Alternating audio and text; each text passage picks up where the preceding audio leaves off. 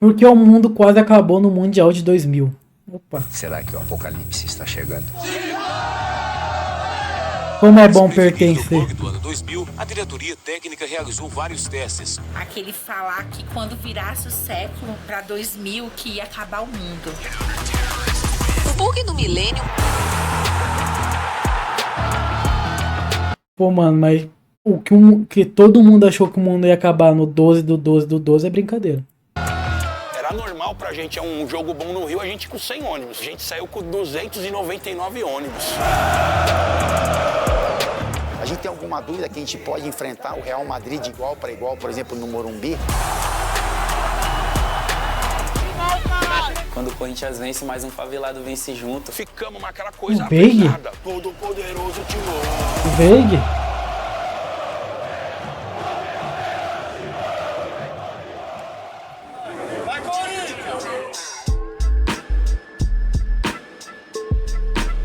Imagina uma época em que tudo que você conhecia estava prestes a mudar. O mundo entrava numa nova configuração política e econômica. A indústria cultural produzia ícones que iam marcar a música e o cinema por gerações. E a tecnologia transformava o jeito de consumir e de produzir todo esse conteúdo.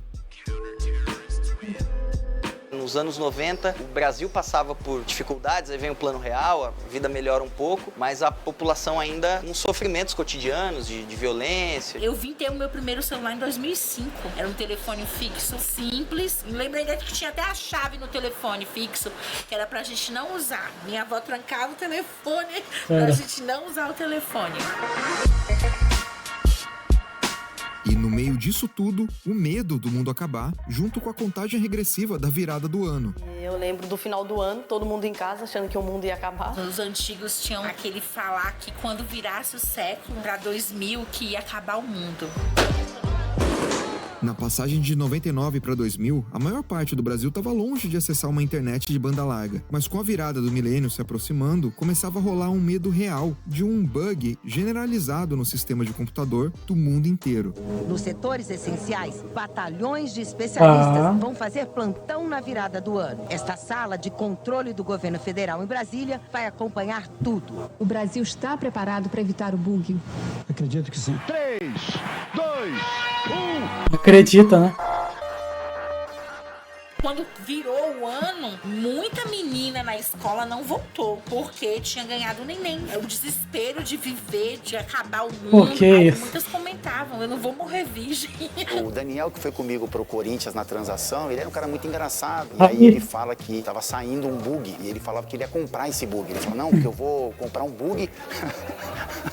Tô sabendo que vai sair um bug e eu vou comprar o top de linha pra levar lá pra minha terra. E a gente, caramba, que porra é essa de bug, Daniel, que você tá falando? Ele, pô, vocês não escutaram falar, não? Vocês acham que vocês são inteligentes, que vocês sabem de tudo? Vocês não escutaram falar? A gente não, que bug é esse, Daniel? Pô, um tal do bug do milênio. É claro que, para a maioria, isso não passava de um mito que não atrapalhou a chegada Bug do dos milênio. anos 2000. Principalmente se você tivesse acabado de ver o seu time ser bicampeão Opa! brasileiro com um dos Opa! melhores elencos da sua história. Calma, cara.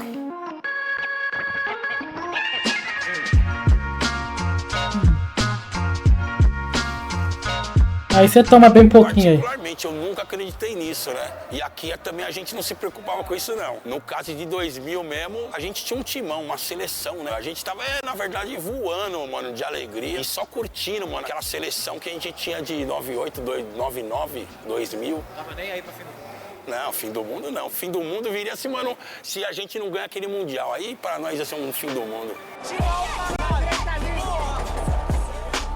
Mas se o mundo estava mudando tanto social como politicamente, futebol também fazia parte disso. Pro Corinthians, os anos 90 foi um dos períodos mais vitoriosos, abrindo e fechando a década como campeão brasileiro. E no meio disso tudo, a própria identidade do torcedor corintiano passava por um processo de disputa e transformação, tanto pela nova fase de conquistas nacionais, como pelas mudanças que começavam a aparecer na arquibancada e que ameaçavam uma torcida de massa e majoritariamente de periferia. No começo dos anos 90, entra a Parmalat no Palmeiras e começa a trazer bons jogadores, com um time organizado. E o Corinthians era aquele time mais operário, que fazia frente aos grandes, mas com dificuldades mesmo. Era um pouco do reflexo da vida que nós, trabalhadores, tínhamos nas nossas vidas diárias, o Corinthians tinha em campo. Pra gente, torcida organizada, era um período de proibição, de repressão no futebol. Na final da década de 90, a gente vivia essa luta de proibição e chegando em 2000, era o processo de a gente estar conseguindo se restabelecer novamente. Meu pai tinha muito dessa imagem da infância dele convivendo com o Zé Maria na rua, ele jogava bola com a garotada. Então ele tinha uma visão do Corinthians muito mais pessimista e mais até resiliente do que eu tinha. Ele sempre falou... Moleque, não dá pra... Quando eu descobri que o Fernando Lázaro é filho dele, não dá. Que eu cresci na época boa do Corinthians. Aí quando nós lembra que o Fernando Lázaro virou técnico do Corinthians, também não dá. Teve a proibição das torcidas, teve um processo de mudança nas arquibancadas e também um processo de discussão de mudar o modelo do futebol. Tanto que o Mundial de 2000, ele consagra uma mudança muito séria para nós, né? No período que foi a instituição de as cadeiras nos setores populares. Enquanto o corintiano vivia essa nova fase do clube, para os rivais e para parte da imprensa, o Corinthians ainda era tratado como um time local, que só tinha sucesso nas competições nacionais. Mas isso ia mudar poucos dias depois da contagem regressiva que marcou a entrada do novo milênio, quando o Brasil sediou o primeiro Mundial de Clubes da FIFA. Aí você toma bem pouquinho. Pela primeira vez, o torneio contava com clubes dos 7 continentes, mas não dá pra entender o clima real da competição escutando só os corintianos que viveram aquilo. Por isso, o Pelé já viajou o mundo pra falar com 2 representantes dos principais adversários do Corinthians na fase de grupos. Mustafa Mustadiá, ex-jogador do Raja, que chegou a marcar contra o Real Madrid no torneio, e Henrique Ortego, jornalista espanhol que viajou num avião do Real Madrid e viu de perto como a equipe estava montada e motivada pra ganhar o Mundial.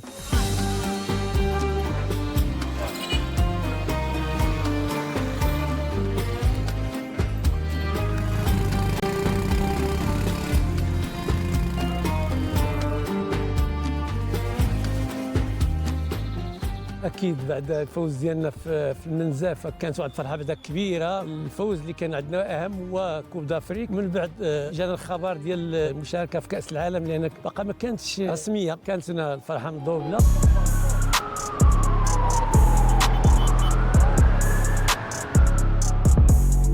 Los periodistas españoles entonces viajábamos con los equipos. Era una forma de también de abaratar a los clubes el precio del avión. Manchester United lo que hizo fue renunciar a la FA Cup porque prefirió irse al Mundialito y dijo que no jugaba ese año la FA Cup, con lo que también en Inglaterra, en el Reino Unido, se montó mucha polémica porque era como renunciar a la primera competición que hubo en la historia del Olha aí, ó. Inglaterra es sagrada.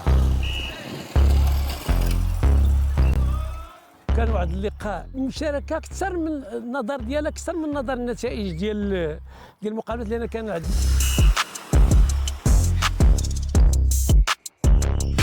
المقابله ديال كورياتياس خصوصا اكبر واحد تقريبا في الدراري ديك الساعه، كان عندي علاقه مع مدرب فتحي جمال، كان ديما فين يتلاقى معايا في البيسا يضحك معايا كي ناري مسوده كحلتوها.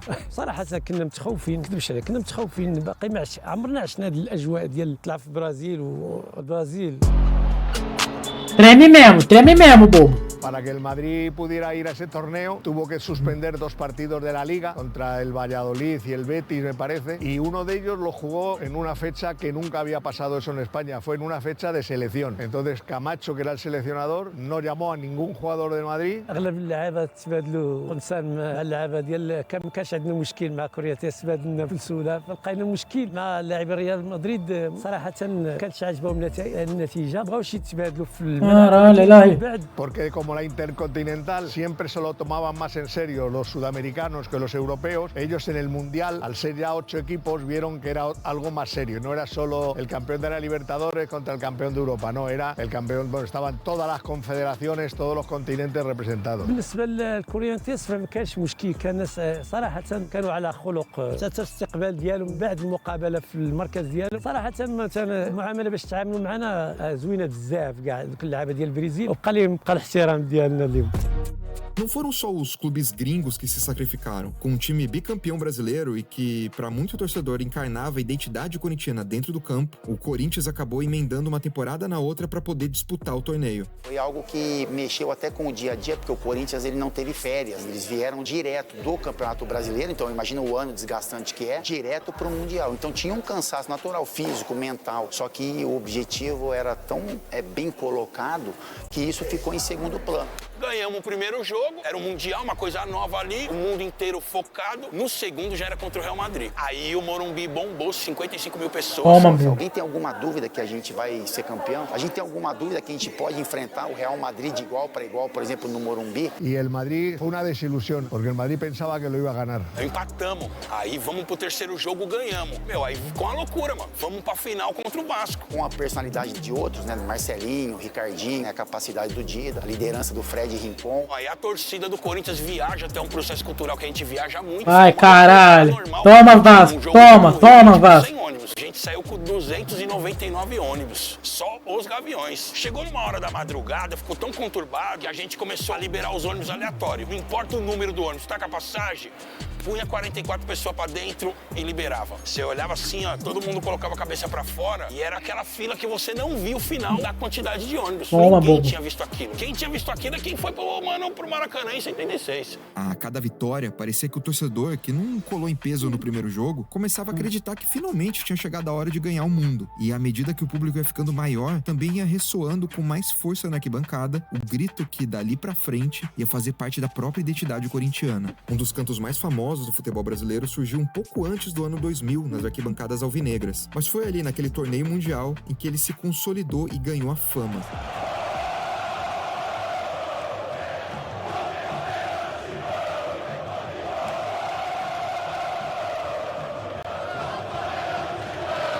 A música Todo Poderoso Timão, ela pode ser interpretada de várias maneiras. Por um lado, representa a força que aquele elenco tinha, então do final dos anos 90, vitorioso, já rodado, experiente. Todo Poderoso Timão, no sentido também da torcida mostrar força no Maracanã. O Todo Poderoso Timão ali na arquibancada se iniciou de forma natural. A gente começou ali na bateria, a milhão, cantando diversas músicas. Quando entrou Todo Poderoso Timão, ela pegou de um jeito nos Gaviões, assim, a torcida do Corinthians inteira, e a gente ficou com ela. Tinha um ritmo esse canto no Maracanã. Quando o Corinthians precisava de apoio, essa voz tomava um pouco mais de força, era um canto um pouco mais alto, tinha uma entonação diferente. Quando a gente percebia que tinha que controlar um pouco mais o jogo, e a gente tinha que ficar um pouco mais com a bola, o Vasco estava pressionando, a entonação era mais abaixava o volume.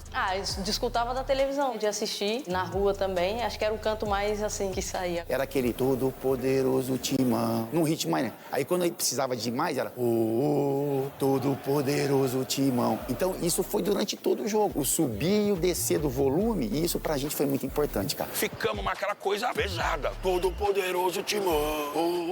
Quando caía, a gente na bateria inflamava de novo. Não, vamos. E a coisa ficou o jogo todo.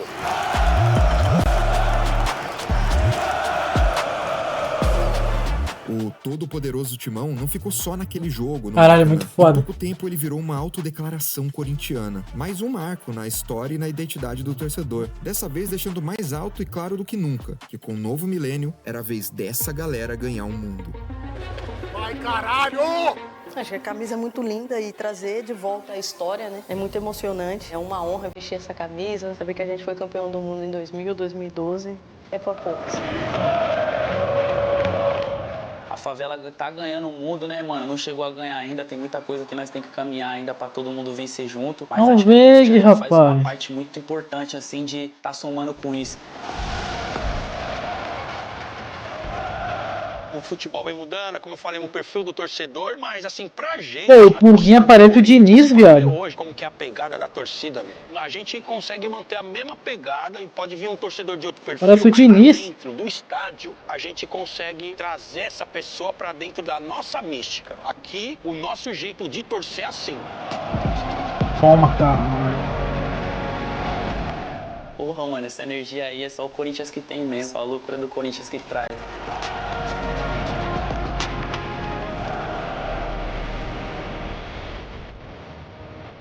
Pô, bom vídeo, mano. Vai, Corinthians! Toma, fi, bom vídeo. Papo reto, bom vídeo.